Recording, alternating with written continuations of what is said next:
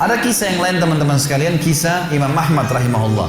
Imam Ahmad rahimahullah dari 4 mazhab tadi, Abu Hanifah, Malik, Syafi'i dan Ahmad. Ahmad bin Hanbal muridnya Imam Syafi'i. Mazhab yang keempat. Imam Ahmad rahimahullah di akhir hidup beliau ulama besar hadis. Di akhir hidup beliau pernah terlintas di benaknya untuk mendatangi sebuah kota di Irak. Kenapa ke sana nggak tahu. Pokoknya pengen ke sana gitu. Imam Ahmad pergi ke sana. Tiba di kota itu, tapi saya tidak temukan dalam riwayat ini kota apa yang dimaksud. Tiba di kota itu, Imam Ahmad tiba azan maghrib.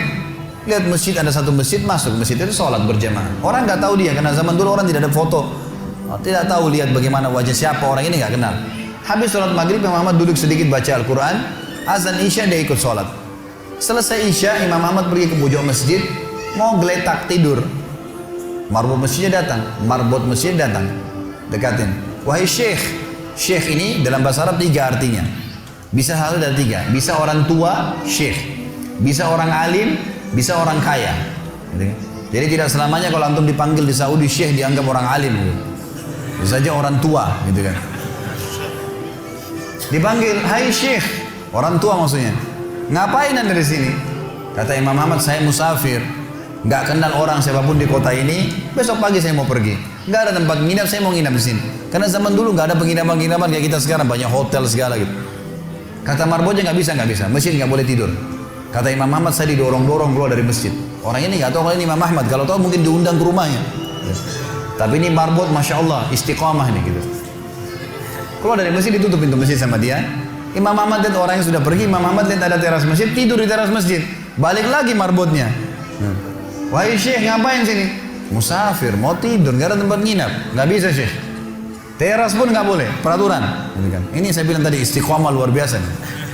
Imam bilang saya didorong-dorong ke jalanan, Waktu saya lagi didorong ke jalanan, ternyata masjid bersebelahan dengan kios penjual roti. Ada satu orang penjual roti di sebelah masjid. Lalu dia mengatakan, syekh, dipanggil Imam Ahmad, silakan ke tempat saya. Imam Ahmad pun datang. Dia bilang, saya punya rumah tidak jauh dari sini, ini kios saya, ada ruangan tempat tidur saya. Silakan anda pakai nginap, besok anda mau pulang silakan. Kata Imam Ahmad menceritakan tentang keadaan dia dengan penjual roti ini. Dia bilang ada satu perilaku penjual roti ini yang unik. Imam Ahmad tertarik dengan itu. Dia bilang, setiap kali orang ini pecahin telur, ngambil terigu, ngambil garam, itu sambil astagfirullah wa atubu ilaih, astagfirullah wa atubu ilaih. Terus lisannya nggak pernah berhenti nih, astagfirullah wa atubu ilaih. Kecuali Imam Ahmad bilang saya ajak ngomong atau dia bertanya pada saya. Kalau berhenti, istighfar lagi. Selalu begini. Kata Imam Ahmad, saya bertanya, sudah berapa lama kau amalkan nih?